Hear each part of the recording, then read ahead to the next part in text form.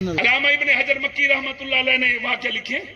آپ لکھ دیں کہ علماء جو ہیں نا علماء اے حضور دے دین دے کتے ہیں. کیوں؟ واقعی جی تسا کتا رکھیں دے گھر کت واسطے رکھوالی واسطے.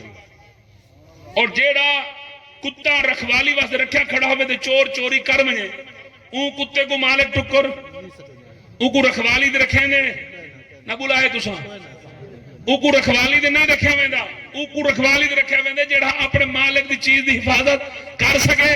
کیونکہ حضور اس امت درہم و دینار تے چھوڑ نہیں گئے.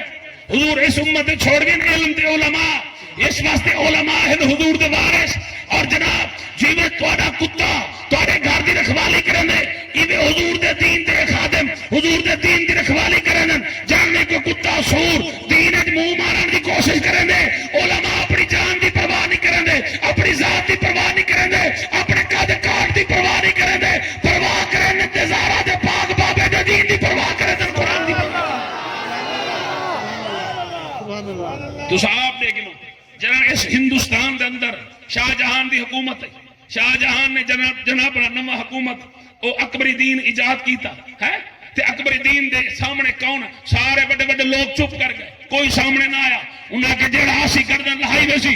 لیکن اس ویلے بھی جناب اللہ وقت دا درویش وقت دا کلندر جناب اللہ ایک وقت دا ولی اے ہوندن ولایت دی مہربانیاں اے ہوندن ولیاں دی کرم نوازیاں. جناب شیخ احمد فروقی سرہندی امام مجدد الافسانی امام ربانی جناب شیخ احمد فروقی سرہندی رحمت اللہ علیہ آپ ادھر سامنے کھڑے تھی گئے. فرمایا وہاں کہ میں تیری گردن لہانے سا وہاں کہ میں حسین دا مرید ہاں میں گردن تے کٹوا سکدا پر یزید دے سامنے جھکا نہیں سکدا.